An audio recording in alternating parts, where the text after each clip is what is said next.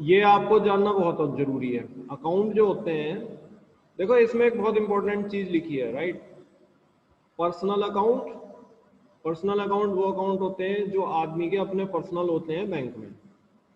Bank में खाते जो तुम्हारे खुले हुए हैं, कॉलेज में खुलवाए थे जब तुम्हारा एडमिशन हुआ था, ठीक है, ये सब पर्सनल अकाउंट होते हैं।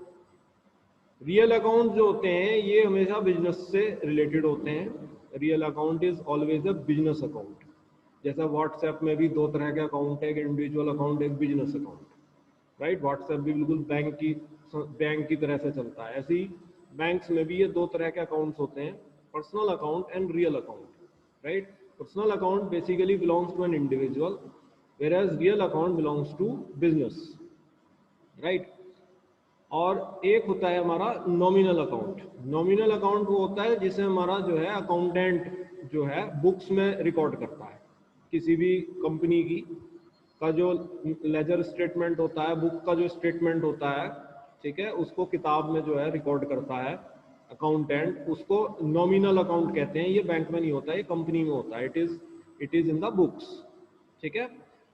नाउ इसमें एक बहुत इंपॉर्टेंट बात लिखी हुई है कि पर्सनल अकाउंट में एक वर्ड लिखा है debit the receiver and credit the giver, ठीक है। ये बहुत इंपॉर्टेंट बात है। आप तो ये कहोगे कि अगर जो है पैसा मैं दे रहा हूं किसी को तो मैं डेबिट होता हूं, और पैसा जिसे मिल रहा है वो क्रेडिट होता है। ऐसा रूल है ना भाई, सिंपल तो रूल यही है कि आपकी आपके को जब पैसा आता है, स्कॉलरशिप आती है गवर्नमेंट से, तो क्रेडिट होता है, ठीक है। और जब आप नोट पैसा निकालते हैं अपने अकाउंट से किसी को देने के लिए तो डेबिट होता है। लेकिन ये तो उल्टा है, ये कह रहा है debit the receiver and credit the giver, ठीक है। ऐसा क्यों बेटे? एक्चुअली ये जो भाषा है ये बैंक के टर्म्स में यूज की गई है। Debit is liability, right.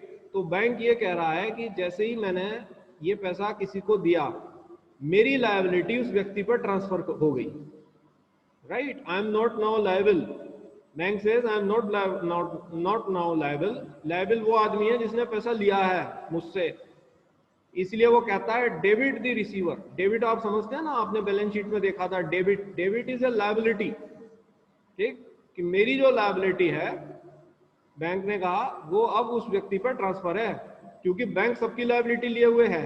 जब हमने उसको पैसा जमा कर रखा है तो वो हमारी लायबिलिटी लिए हुए है। लेकिन जब वो ये कहता है कि डेब्ट द रिसीवर, तो it means bank is saying that my liability is now transferred to the person जिसको पैसा दिया गया है, और जिस व्यक्ति ने दिया है उसकी लायबिलिटी कम हो गई है, वो क्रेडिटेड हो गया है, राइट। तो ये बैंक की भाषा से ऐसी बात लिखी गई है। So personal account includes the account of persons with whom the business deals, like natural, artificial and representatives. Debit the receiver and credit the giver, इसमें शब्द आता है जब पैसा कोई लेता है तो वो डेबिटेड होता है, और जब कोई देता है वो क्रेडिटेड होता है, क्योंकि ये बैंक की लैंग्वेज है कि जब पैसा हमने किसी को दिया तो हमारी लायबिलिटी उस पर ट्रांसफर हो गई है, ठीक है, और जिसने पैसा दिया उसकी लायबिलिटी, वो लायबिलिटी से फ्री हो गया, इसलिए वो क्रेडिटेड हुआ। इसी तरह से रियल अकाउंट्स में भी यही शब्द लिखा है, debit what comes in and credit what goes out, ठीक है। ये लैंग्वेज क्यों यूज की गई है, डेबिट व्हाट कम्स इन? इसका मतलब है कि मेरे ऊपर अगर कोई पैसा आ रहा है तो मेरी लायबिलिटी बढ़ेगी, इसलिए वो लिख रहा है debit what comes in in money is coming to me, so my liability will increase, तो इसलिए डेबिट आ रहा है। क्रेडिट व्हाट गोज आउट, अगर मैं निकाल रहा हूं बाहर पैसा तो मेरी लायबिलिटी घट रही है, इसलिए जो भी चीज बाहर जा रही है वो क्रेडिट है मुझे, ठीक है। क्रेडिट मीन्स लायबिलिटी घटना, डेबिट मीन्स लायबिलिटी बढ़ना। ये लायबिलिटी के टर्म्स में आ रही है बातें, ये बैंक की भाषा है, ठीक है। इसलिए वो कहता है कि जब भी मेरे पास कोई चीज आती है मैं उसे डेबिट करता हूं। बैंक उल्टा कहता है बेटे, आप जो कहते हैं उसकी भाषा बैंक की उल्टी होती है आपसे।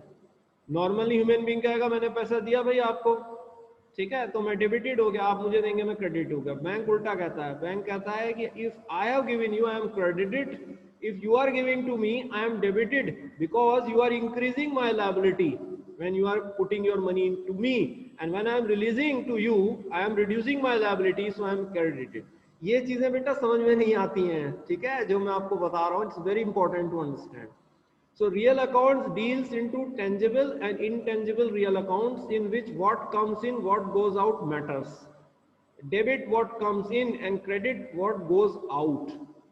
ठीक है, तो ये लैंग्वेज हमारे बैंक की है. अच्छा, जो नॉमिनल अकाउंट है जिसे कि अकाउंटेंट कंपनी का मेंटेन कर रहा है, जैसे मैंने आपको बताया, it is not a bank account, it is related with a company which is maintain by the accountant.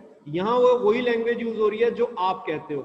Debit all expenses and losses and credit all gains and incomes. ये तो तुम भी कहते हो, जो पैसा आप पे आ रहा है वो क्रेडिट है, जो पैसा आपसे जा रहा है वो डेबिट है.